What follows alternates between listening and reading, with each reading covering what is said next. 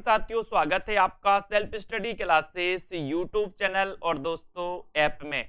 अगर अभी तक आपने सेल्फ स्टडी क्लासेस का ऐप डाउनलोड नहीं किया तो जल्दी से प्ले स्टोर पे जाइए और सेल्फ स्टडी क्लासेस का ऐप डाउनलोड कर लीजिए। ठीक है, वीडियो को एक बार लाइक करना है।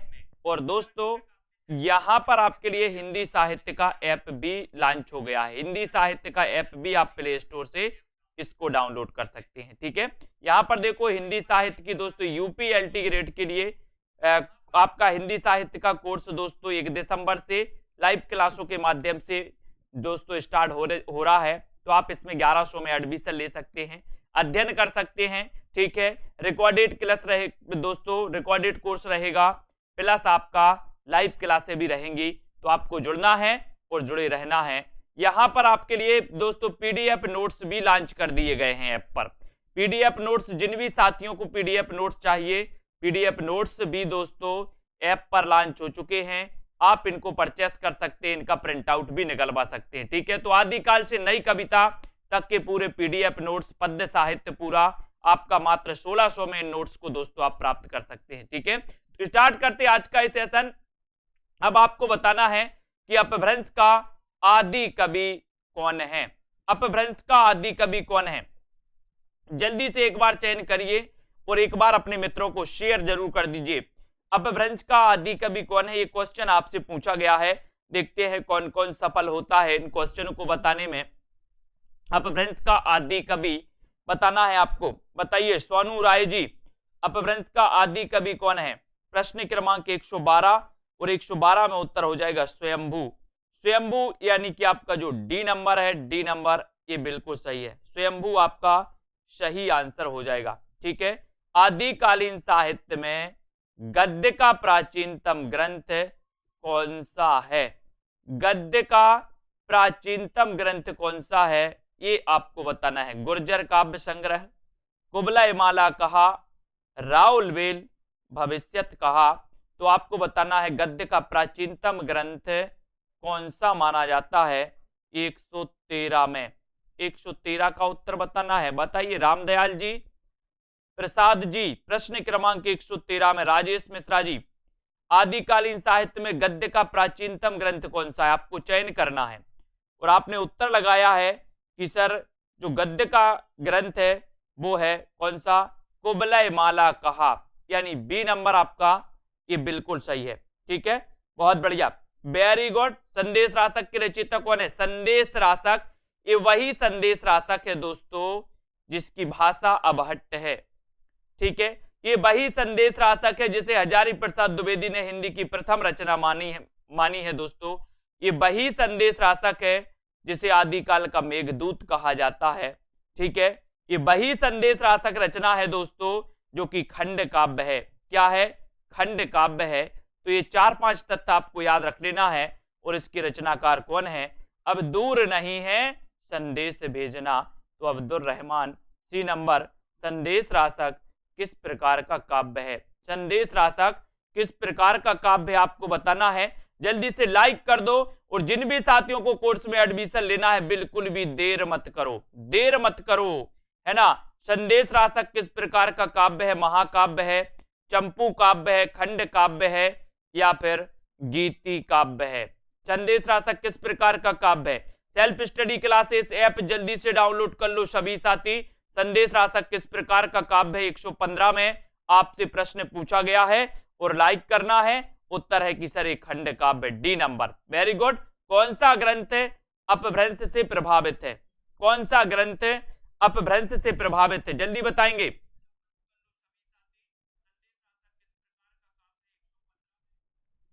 बताइए संदेश रासक किस प्रकार का काव्य तो हो गया, कौन सा ग्रंथ अपभ्रंश से प्रभावित है ये आपसे पूछा गया है और उत्तर आपने बताया है। अर्चना तिवारी जी, प्रश्न क्रमांक 116 में उत्तर होगा सी, यानी भरतेश्वर बाहुबली रास। सी नंबर आपका बिल्कुल सही है।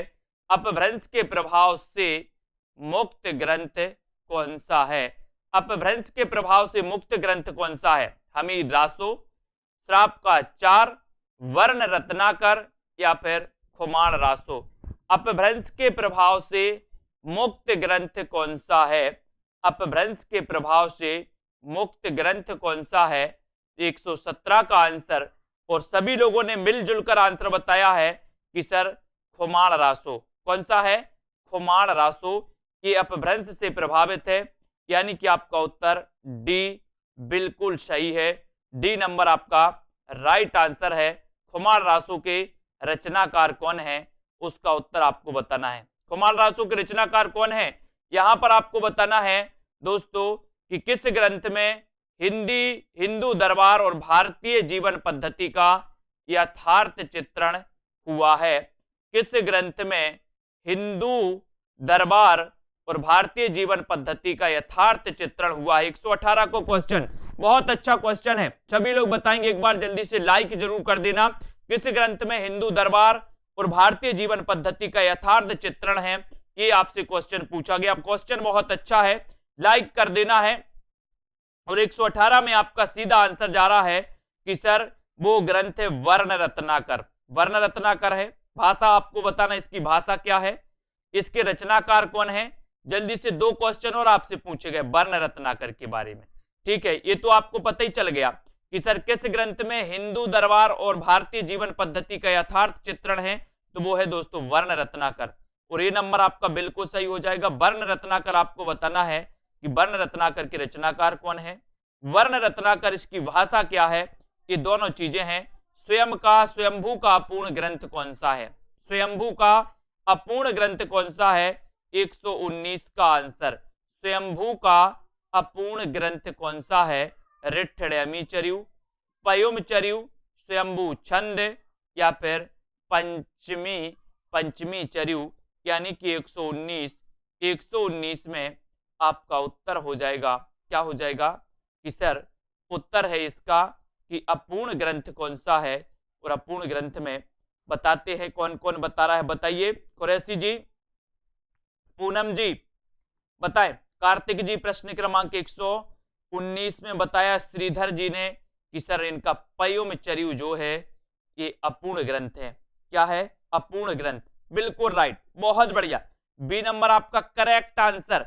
स्वयंभू को अपभ्रंश का कालिदास किसने कहा? बहुत ही इंपॉर्टेंट क्वेश्चन है दोस्तों।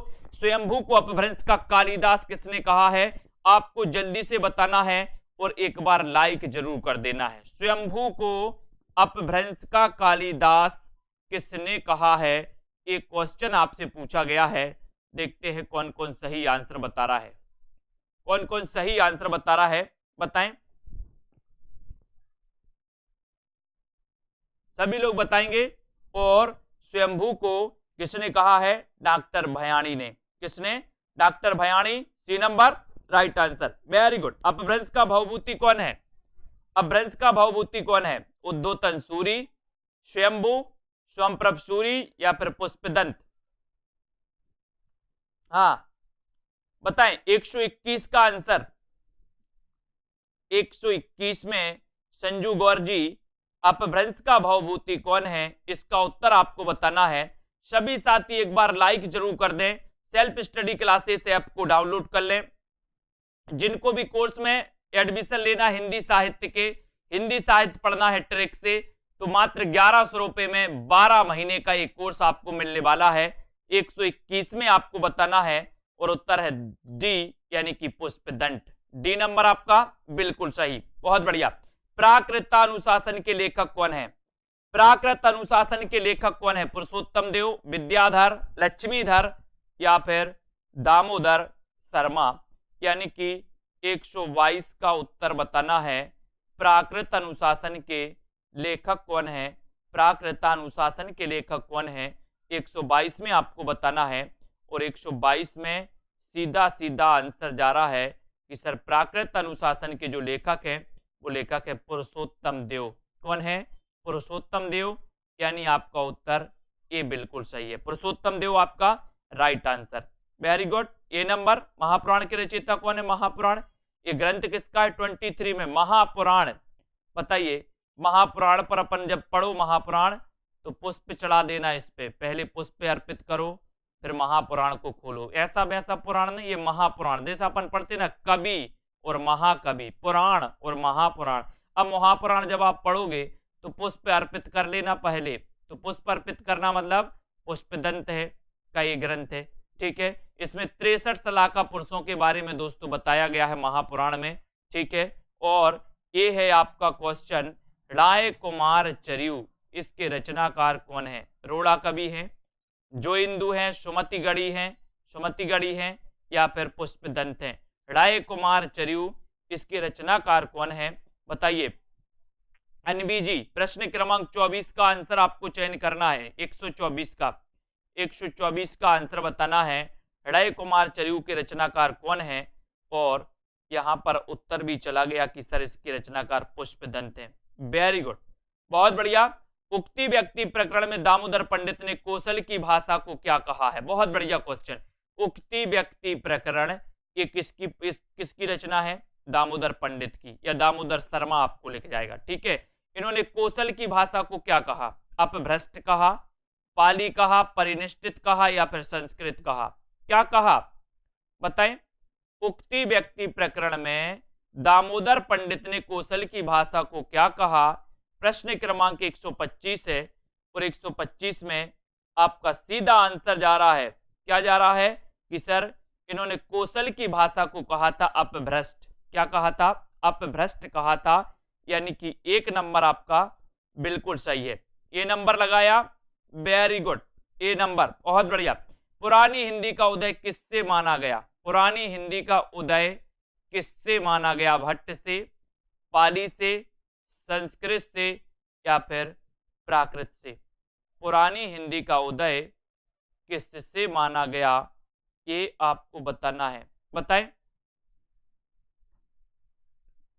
हाँ बिल्कुल कल्पना जी, पुरानी हिंदी का उदय किससे माना गया है? 26 का आंसर, 126 और 126 में उत्तर है कि सर पुरानी हिंदी का जो उदय माना गया वो अभट्ट से माना गया। किससे? अभट्ट से, अभट्ट से माना गया।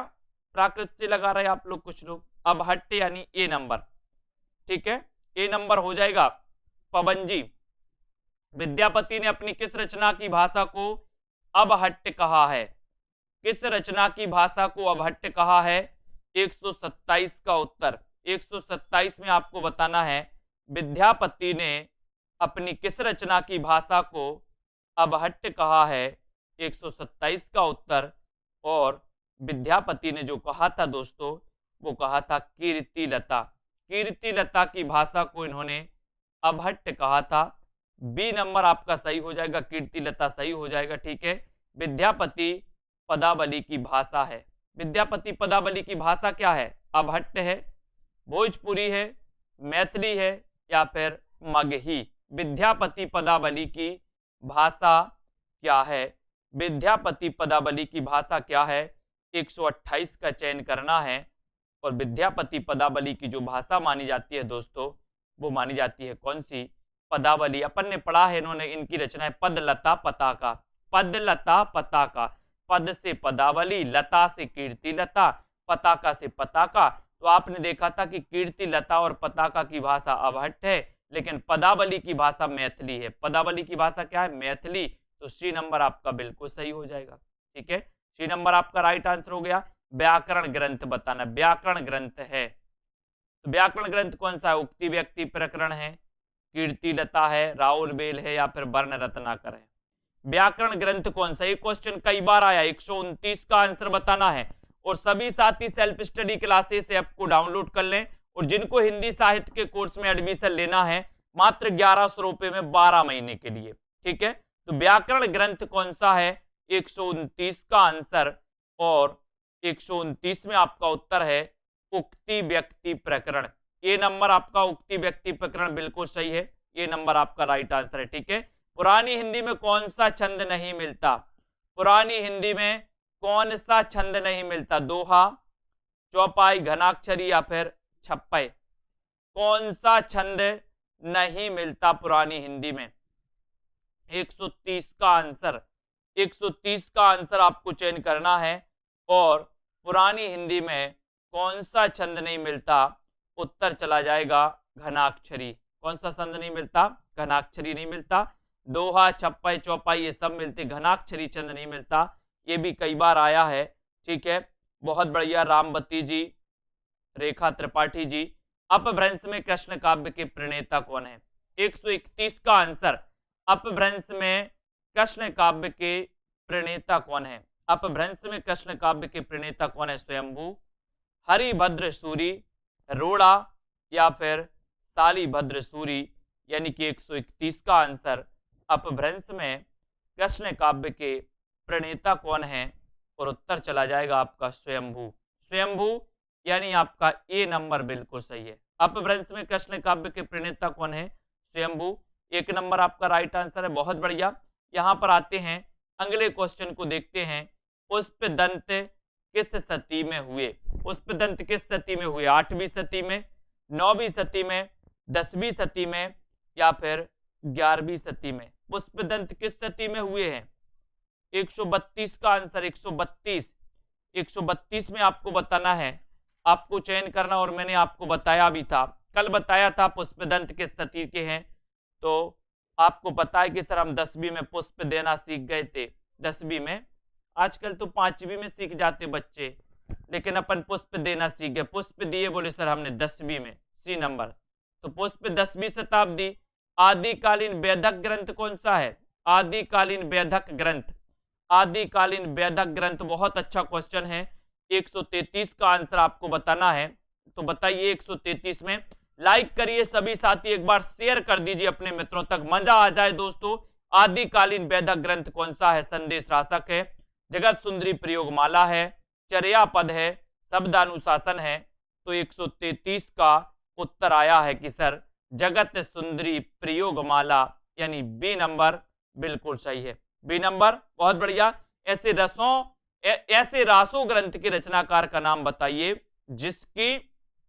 जिसकी रचना दोस्तों अजमेर के शासक से संबंधित है। ये क्वेश्चन कई बार आ चुका है 134 में कि ऐसे रासो ग्रंथ के रचनाकार का नाम बताइए।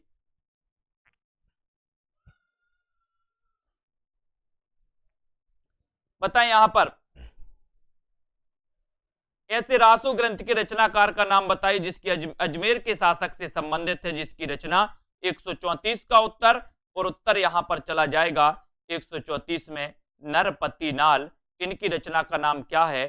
तो इनकी रचना का नाम है बीसल देवरासो। ठीक है, ये अजमेर के शासक से संबंधित रचना है। बीसल देवरासो का नायक कौन है? बीसल देवरासो का नायक कौन है? नरपति नाल है, बिलास राव है, विग्रहराज है या पृथ्वीराज है? बीसल देवरासो का नायक कौन है? कौन है नायक? बिल्कुल सही, जब तक तोड़ेंगे नहीं तब तक छोड़ेंगे नहीं। 135 का आंसर आपको चयन करना है। बहुत ही बढ़िया दोस्तों। यहां पर बीसल देवरासो का नायक कौन है, ये क्वेश्चन आपसे पूछा गया, और उत्तर है कि सर विग्रहराज चतुर्थ, विग्रहराज चतुर्थ हैं। ठीक है, ये सी नंबर सही है। बीसल देवरासो की नायिका कौन है? नायक पूछा गया, अब नायिका पूछ लिया गया, तो नायिका भी आपको पता होनी चाहिए। कौन है नायिका? बीसल देवरासो की नायिका आपको बताना है। अच्छा क्वेश्चन है, लाइक कर देना सभी साथी। सेल्फ स्टडी क्लासेस ऐप को डाउनलोड कर लेना। बीसल देवरासो की नायिका कौन है? 136 में आपको क्वेश्चन पूछा गया, और उत्तर चला गया कि सर राजमती। कौन है? Rajmati, D number right. Bisal Devraso की भाषा क्या है? भाषा बताइए, भाषा क्या है? राजस्थानी है, अवधी है, ब्रज है या फिर मैथिली है? बीसल देवरासो की भाषा क्या है? भाषा आपको चयन करना है, और बहुत ही अच्छा क्वेश्चन है। 137वां नंबर है, और यहां पर उत्तर आपने लगाया बीसल देवरासो की भाषा क्या है, और उत्तर है कि सर इसकी भाषा है राजस्थानी। क्या है? राजस्थानी। अजमेर के शासक से संबंधित ये दोस्तों रचना है, तो भाषा भी कौन सी होगी इसकी? राजस्थानी। ठीक है, ए नंबर आपका सही हो जाएगा। बहुत बढ़िया। अब देखो बीसल देवरासो के रचनाकार कौन है? प्रश्न क्रमांक 138 में बीसल देवरासो के रचनाकार कौन है, ये क्वेश्चन आपसे पूछा गया। तो बीसल देवरासो से बहुत सारे क्वेश्चन आपसे पूछ लिए गए, और क्वेश्चन बनते ही हैं एग्जाम में। ठीक है, 138 नंबर का क्वेश्चन आपसे पूछा गया, और उत्तर चला गया नरपति नाल, बी नंबर। बीसल देवरासो के रचनाकार कौन है? नरपति नाल, बी नंबर आपका बिल्कुल सही है। ठीक है, 138 में रानीपन और सामंती जीवन से बंधन मुक्ति की अभिव्यक्ति किस ग्रंथ की अपनी खास विशेषता है? किस ग्रंथ की अपनी खास विशेषता है? रानीपन और सामंती जीवन से बंधन मुक्ति की अभिव्यक्ति किस ग्रंथ की अपनी खास विशेषता है? वो विशेषता आपको बताना है। 139 में आपको चयन करना है और वो है दोस्तों कौन सी? बीसल देव रासो। बीसल देव रासो यानी सी नंबर आपका सही है। बीसल देव रासो। बीसल देव रासो का काव्य रूप क्या है? बीसल देव रासो का काव्य रूप क्या है? प्रबंध काव्य है, खंड काव्य है, गीति काव्य है या फिर मुक्तक काव्य है? बीसल देव रासो का काव्य रूप क्या है? बताइए मायाराम जी। बहुत बढ़िया लिखते हो, मुश्किल कुछ भी नहीं, फिर भी लोग अपने इरादे तोड़ देते हैं। सच्चे दिल से पाने की चाहत तो हो, सितारे भी अपनी जगह छोड़ देते हैं। वाह वाह वाह। 140 में उत्तर बताया सी नंबर गीति काव्य। बीसल देव रासो गीति काव्य है, वीर गाथात्मक रचना नहीं है। कौन सी रचना नहीं है वीर गाथात्मक? बताइए। जय हिंद राजपूत जी, वीर गाथात्मक रचना कौन सी नहीं है? अनुराग यादव 141 में। और सीधा आंसर जा रहा है कि सर ये जो बीसल देव रासो ये वीर गाथात्मक नहीं है, ये श्रृंगारिक है। कैसी है? श्रृंगारिक। ठीक है, तो यहां पर उत्तर सी आपका बिल्कुल सही। बहुत बढ़िया। आदिकाल की प्रमुख श्रृंगारिक कृति है कौन सी है? प्रमुख श्रृंगारिक कृति आपको बताना है आदिकाल की, और 142 का उत्तर आपको चयन करना है और आपको बताइए प्रमुख श्रृंगारिक रचना कौन सी है। तो यहां पर आपसे उल्टा पूछ लिया गया क्वेश्चन। यहाँ वीर गाथात्मक रचना नहीं है तो बीसल देव रासो, फिर श्रृंगारिक रचना कौन सी है? तो भी बीसल देव रासो। ठीक है, तो सी नंबर आपका चौपाई के साथ दोहा रखने की पद्धति को क्या कहते हैं? चौपाई के साथ दोहा रखने की पद्धति को क्या कहते हैं? जायसी, मानसी, अवधि, जायसी या फिर कड़बक? तो यहां पर सीधा आंसर है कि सर चौपाई के साथ दोहा रखने की पद्धति को कड़बक कहते हैं। ठीक है, और एक कड़बक पद्धति यानी डी नंबर। ठीक है, कड़बक पद्धति आपका सही है। चौपाई के साथ दोहा रखने की पद्धति। हिंदी का प्रथम महाकाव्य कौन सा है? प्रश्न क्रमांक 144। हिंदी का प्रथम महाकाव्य कौन सा है? पृथ्वीराज रासो, खुमार रासो, हमीर रासो या फिर परमाल रासो? हिंदी का प्रथम महाकाव्य कौन सा है? 144 में उत्तर बताना है और 144 में उत्तर है आपका पृथ्वीराज रासो। पृथ्वीराज रासो आपका बिल्कुल सही आंसर है। हिंदी का प्रथम महाकाव्य है। पृथ्वीराज रासो के रचनाकार कौन है? इसका उत्तर आपको बताना है। इसके रचनाकार कौन है? जगनेक, चंद बरदाई, नल सेन या फिर मधुकर कवि? यानी कि 145 का आंसर आपको चयन करना है साथियों। और पृथ्वीराज रासो के रचयिता कौन है? उत्तर होगा चंद बरदाई। क्या होगा?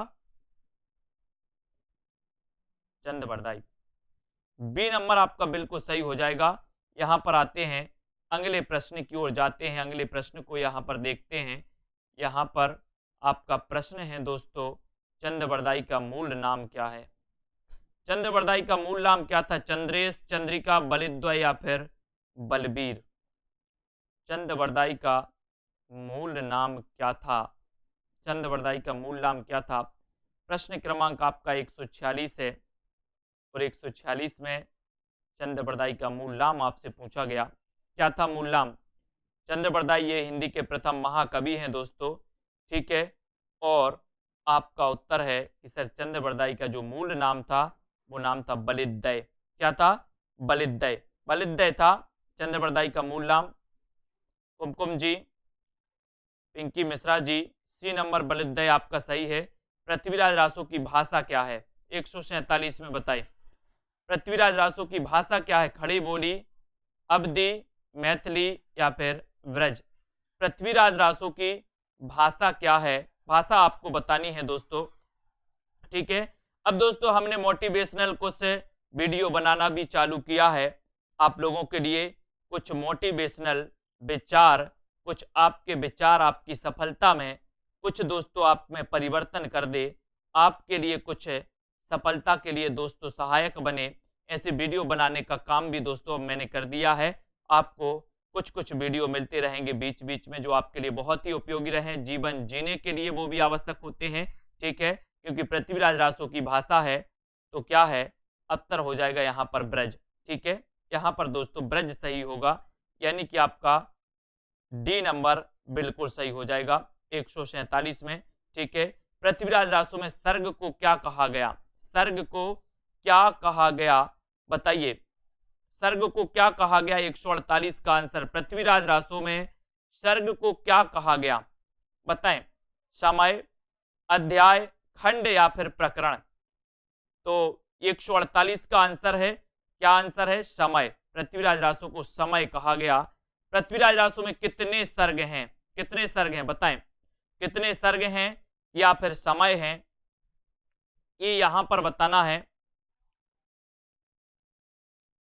149 का आंसर यहां पर बताना है।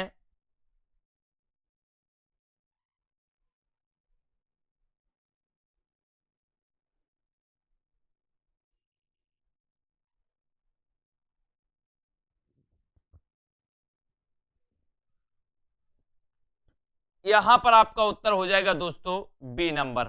ठीक है, यहां पर उत्तर बी नंबर सही होगा, विकल्प अनुसार बी आपका राइट आंसर है। ठीक है, चंद्रबरदाई को पृथ्वीराज का समकालीन किसने कहा, बहुत अच्छा क्वेश्चन है। चंद्रबरदाई को पृथ्वीराज का समकालीन किसने कहा, गारसादा तासी ने, आचार्य रामचंद्र शुक्ल ने, आचार्य हजारी प्रसाद द्विवेदी ने, या डॉक्टर नामवर सिंह ने। चंद्रबरदाई को पृथ्वीराज का समकालीन किसने कहा है, ये आपका क्वेश्चन है 150 नंबर का। और 150 में आपका सही आंसर जा रहा है कि चंद्रबरदाई को पृथ्वीराज का समकालीन किसने कहा। 150 में उत्तर है गारसादा तासी। गारसादा तासी, एक नंबर आपका राइट आंसर, ए नंबर आपका बिल्कुल सही। हिंदी काव्य में प्रयुक्त होने वाला 12 मासा सबसे पहले किस ग्रंथ में मिलता है दोस्तों, यानी कि 12 मासा परंपरा की जो शुरुआत होती है वो कहां से होती है, बताइए। हिंदी काव्य में जो 12 मासा की दोस्तों परंपरा, 12 मासा परंपरा की शुरुआत होती है वो कहां से होती है, ये आपसे क्वेश्चन पूछा गया है। आपको जल्दी से बताना है और एक बार जल्दी से लाइक भी कर देना है। ठीक है, लाइक कर दो। Self study classes app download कर लो। हिंदी साहित्य के कोर्स में जिनको भी एडमिशन लेना है, पेड कोर्स में लाइव क्लासों से पढ़ना है, वो सभी साथी अभी दोस्तों दिसंबर, लास्ट दिसंबर, 1 दिसंबर तक आप मात्र 1100 में ही एडमिशन ले सकते हैं। ठीक है, तो यहाँ पर उत्तर बीसल देव रासो होगा आपका, बी नंबर आपका सही होगा। पृथ्वीराज रासो का सबसे बड़ा समय क्या है, पृथ्वीराज रासो का सबसे बड़ा समय क्या है, 152। सबसे बड़ा समय क्या है, पद्मावती समय, कनबज्ज युद्ध, कैमास वध या फिर विनय मंगल, बताइए जल्दी बताएं कि पृथ्वीराज रासो का सबसे बड़ा समय क्या है, ये आपको बताना है प्रश्न क्रमांक 152 में। और 152 में सबसे बड़ा समय पूछा गया और आपका उत्तर हो गया कि सर सबसे बड़ा समय है कनबज्ज। मोस्ट इंपोर्टेंट क्वेश्चन है, कनबज्ज युद्ध ये सबसे बड़ा समय माना जाता है किसका, पृथ्वीराज रासो का। ठीक है, पृथ्वीराज रासो की नायिका कौन है दोस्तों, नायिका भी आपसे पूछा गया, पद्मावती, शशिव्रता, हंसावती या फिर संयोगिता।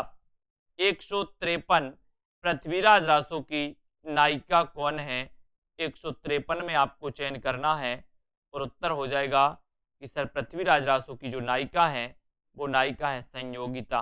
कौन है, संयोगिता। डी नंबर आपका सही है, डी नंबर। पृथ्वीराज रासो को किसने प्रमाणिक माना, पृथ्वीराज रासो को किसने प्रमाणिक माना, डॉक्टर श्याम सुंदर दास, डॉक्टर बुलर, आचार्य शुक्ल, गौरी शंकर, हीरा चंद्र ओझा। प्रमाणिक किसने माना, प्रमाणिक आपसे पूछा गया, 154 का उत्तर आपसे पूछा गया, सभी लोग बताएंगे तो किसने माना है प्रमाणिक,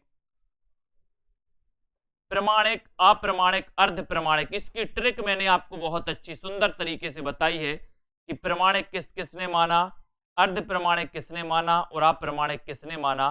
सरोज जी ने बिल्कुल सही आंसर लगाया है कि सर प्रमाणिक आप पूछ रहे हो, तो प्रमाणिक में आपका उत्तर हो जाएगा, क्या हो जाएगा, देखते हैं कौन कौन सही बता रहा है। और बताओ सुषमा जी, और बताओ, राम राम, श्याम श्याम, गौरी देवी बोल, बहुत बढ़िया। पूजा वर्मा जी, वेरी गुड। राम राम श्याम श्याम गौरी देवी बोल। ये दोस्तों ये नंबर आपका सही हो जाएगा, ठीक है। ये नंबर श्याम सुंदर दास। पृथ्वीराज रासो बिल्कुल अनैतिहासिक ग्रंथ है, ये किसने कहा?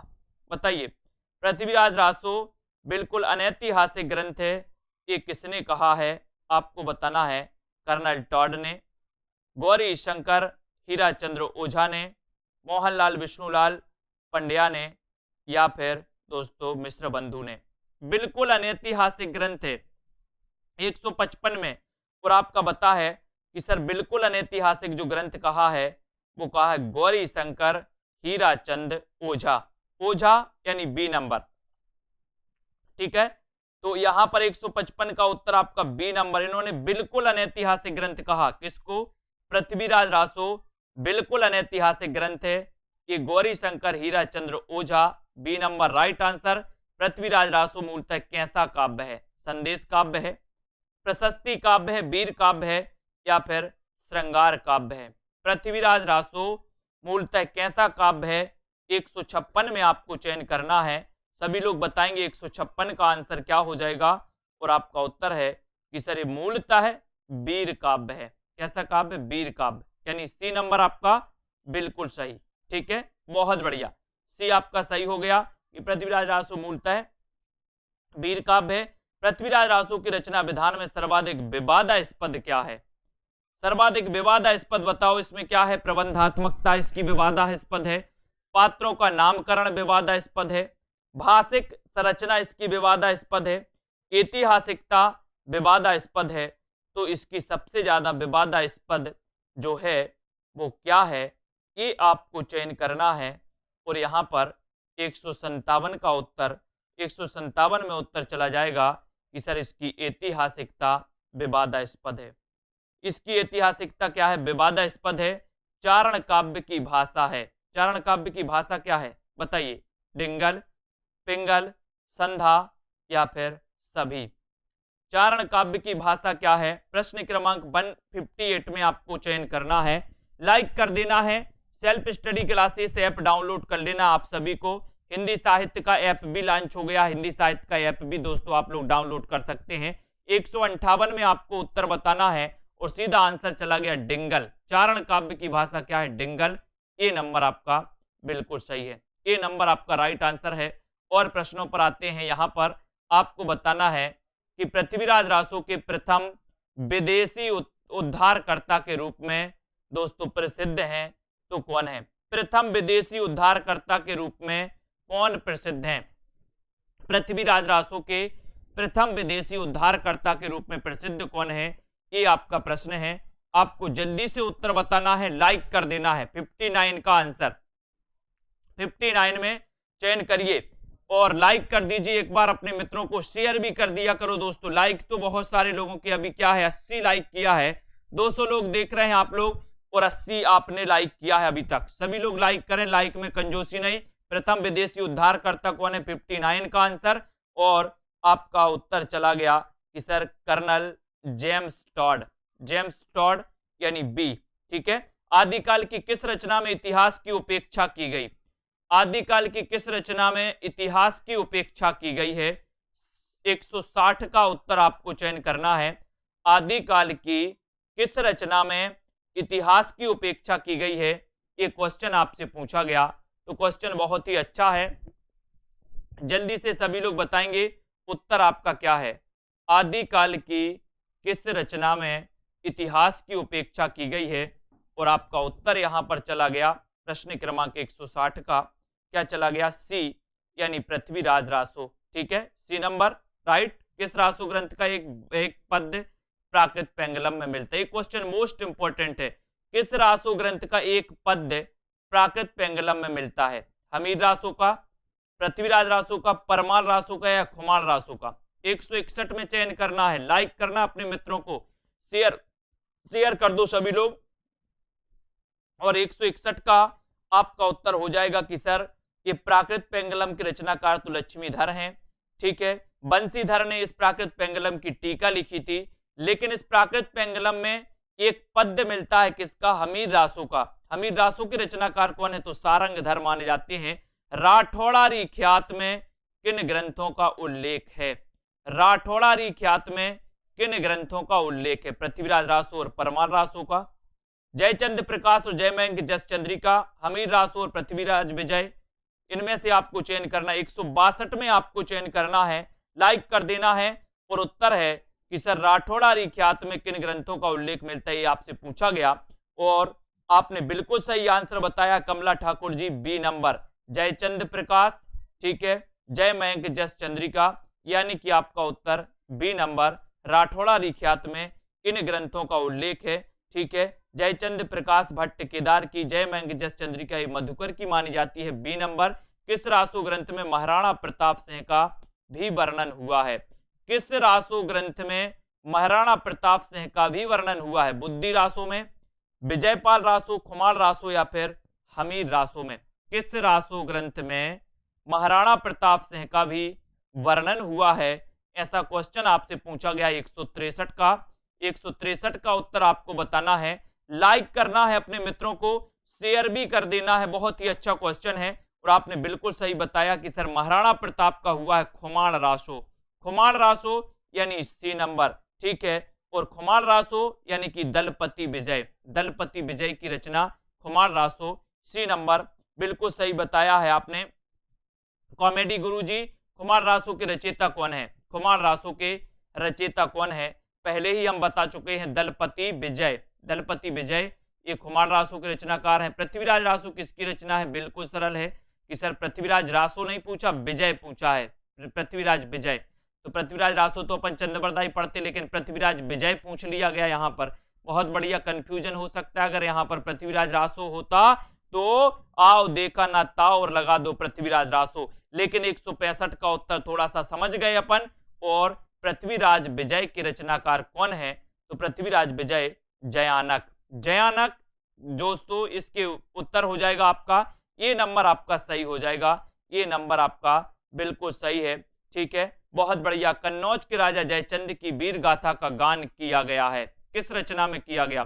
बताइए बताइए, किस रचना में किया गया? रीता कांत जी, प्रश्न क्रमांक 166 में। सौरभ वर्मा जी, रागिनी जी, कन्नौज के राजा जयचंद की वीर गाथा का गान किया गया है तो किसमें किया गया? जयानक कृत पृथ्वीराज विजय में, भट्ट केदार कृत जयचंद प्रकाश में, जगनिक कृत आलाखंड में, या फिर इनमें से कोई नहीं? जसवंत सिंह जी, प्रश्न क्रमांक 166 में आपको चयन करना है और 166 में उत्तर लगा दिया आपने कि सर भट्ट केदार कृत जयचंद प्रकाश में, जयचंद प्रकाश में राजा जयचंद की वीर गाथा का गान किया गया।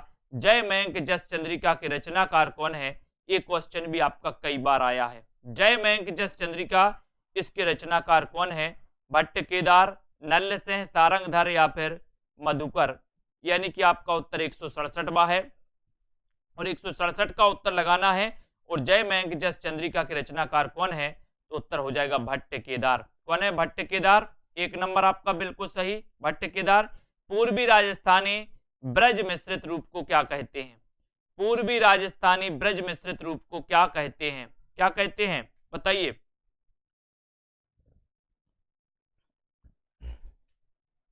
पूर्वी राजस्थानी ब्रज मिश्रित का रूप को क्या कहते हैं?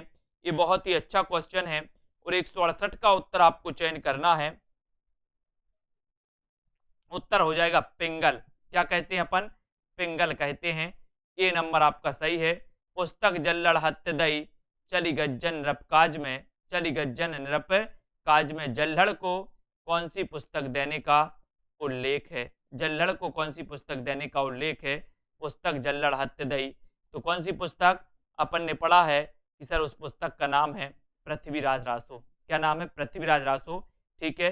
ये बी नंबर आपका 169 का, बी नंबर बिल्कुल सही है। मोक्षा जी बहुत बढ़िया, ठीक है। और माधवी जी, कौन सा युग में असंगत है? 170। कौन सा युग में असंगत है? 170 का आपको चयन करना है, लाइक कर देना है। और आपने योगसार पढ़ा, योगसार तो जो इंदु की रचना है। महापुराण पढ़ा, पुष्पदंत की है। श्रापकाचार, श्रापकाचार तो बोले सर देवसेन की है, देवसेन की। तो ये देवसेन नहीं, यहाँ पर ये जो है असंगत हो जाएगा। यानी कि सी आपका सही हो जाएगा। श्राप का 4 देवसेन की है, स्वयंभू की नहीं। बाकी भरतेश्वर, बाहुबली राशि शालिभद्र सूर्य की ही रचना है। ठीक है, तो ये तो आप लोगों के लिए बिल्कुल पता है। अगला देखते हैं, यहाँ पर आते हैं। यहाँ पर बहुत सारी चीजें हैं, इनको थोड़ा सा अपन मेल मिलाप कर दो। ठीक है, यहाँ पर आपको बताना है, सुमेलित करना है।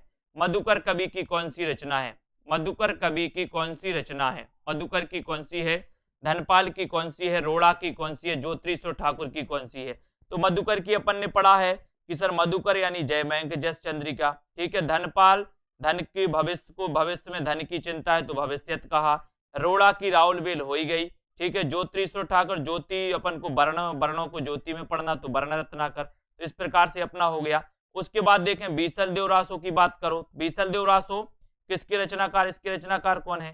तो लगभग सभी को पता है कि सर बीसल देव रासो यानी कि नरपति नाल। ठीक है, लगा दें।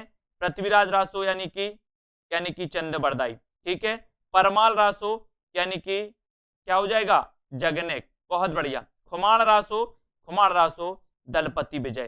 ठीक है, तो बीसल देव रासो नरपति नाल, पृथ्वीराज रासो चंद बरदाई, परमाल रासो दोस्तों जगनेक, खुमार रासो दलपति विजय। ठीक है, और यहां पर आते हैं 12 बरस लो कुकर जीबे तांबा तूंबा। ये आपसे पूछा गया, थोड़ा सा अलग है कि इन पंक्तियों को बताना कि ये पंक्तियां किसकी हैं। 12 बरस लो कुकर जीबे, ये तो आपको पता ही चल गया कि ये पंक्ति जगनेक की है, तो जगनेक में लगा दो। यहां पर ये जगनेक को आ गई। ठीक है, अब तांबा तूंबा ये दुई सूचा, ये बताना है आपको कि ये पंक्ति किसकी है। तांबा तूंबा ये दुई सूचा, जल्दी से बताइए। तांबा तूंबा ये दुई सूचा, इस प्रकार से बताएं। ये तांबा तूंबा अपन ने पढ़ा था। चरपटनाथ, नौलख पात्र आंगे नाचे, ये गोरखनाथ की है। गोरखनाथ की नौलख पात्र अपन ने पढ़ा था। ठीक है, और पुरुष कहानी हो कहो, ये विद्यापति की पंक्ति है दोस्तों। तो आपका यहाँ पर ये हो गया। ठीक है, तो इस प्रकार से दोस्तों अपन ने बहुत सारी चीजें पढ़ी आज, और हिंदी साहित्य को बहुत सारा अध्ययन किया। अब ये पूरा का पूरा एक पार्ट बन के आएगा। ठीक है, आपने अभी तक सेल्फ स्टडी क्लासेस ऐप को डाउनलोड नहीं किया तो इस सेल्फ स्टडी क्लासेस को आप डाउनलोड कर लें। ठीक है, और सेल्फ स्टडी क्लासेस ऐप से जुड़ जाएं दोस्तों। और दोस्तों यहाँ पर आपके लिए हिंदी साहित्य का भी एक ऐप लॉन्च किया गया, तो ये हिंदी साहित्य का ऐप भी डाउनलोड कर लेते, जहां पर आपको बहुत सारी पीडीएफ मटेरियल उपलब्ध है हिंदी साहित्य का। दोस्तों यूपी एलटी ग्रेड के लिए 1100 में मात्र अभी कोर्स है हिंदी साहित्य का, केवल हिंदी साहित्य का। और जिनको पीडीएफ नोट्स खरीदना है तो आदिकाल से नई कविता तक के पूरे अलग अलग नोट्स भी हैं, और एक साथ नोट्स भी आप परचेस कर सकते हो ऐप में जाकर के। ठीक है, तो मौका अच्छा है, पढ़ते रहो, लाइक करते रहो, शेयर करते रहो। रत्ना पांडे जी, ठीक है, और जिज्ञांशु गुप्ता जी, बहुत बढ़िया। कार्तिक जी, अभिषेक राय जी,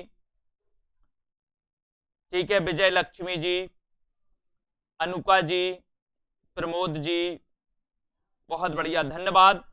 ठीक है, गुड गेमिंग, रामकिशन जी, बहुत बढ़िया,